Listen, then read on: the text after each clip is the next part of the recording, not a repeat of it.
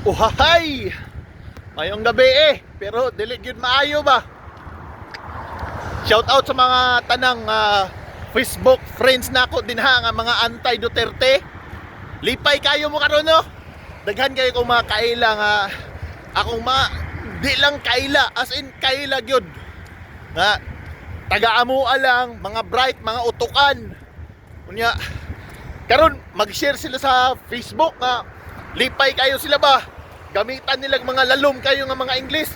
Siguro wapot sila kasabot sa mga term nga lang gigamit. Gamit lang silang mga lalom nga English aron kunuhay ingnon nga bagtik, utukan. Pero gina-search lang nila sa Google na ba? Woo! Pakyo ninyo. Buang mo. Temporary ra nang nahitabo karon sa among tatay digong. Mahuman ra gyapon ang inyong termino. Tanaw nato ni Nimal. Woo! Tanang mga Facebook friends na ako diha nga mga anti-Duterte, sumbagay online pisti mo. Taya ninyo eh. Wa man gud mo kasabot. Wa mo kasabot og nganong ing-ani na lang among kadako sa paghigugma sa atong former president. Wala mo kasabot.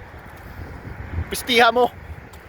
Kay kamo ug asa lang mo nakapabor, digto lang mo. Mo nang wa gyud mo nakasabot, pataka-taka lang mo. Laktod nga pagka-istorya, pataka-taka lang mo. Pero kung nakasabot mo sa gipangbuhat sa atong former president, ing-ani po ng inyong ma-fail nga masakitan sad mo ug unsay nitabo sa iya karon. Hulata lang sunod eleksyon. Tanaw na to. Bala laging mawad-ag amigo lagi. Sumbagay online sa tanang kuan. Antay Duterte diha nga mga Facebook friends na ako. Saan dire ra matas kuan lagi. May lagi untag pareha tong dito na itabo karon asa tong lugar nga nanisinggit og BBM gikulata ing ato gyud. Lami atoy.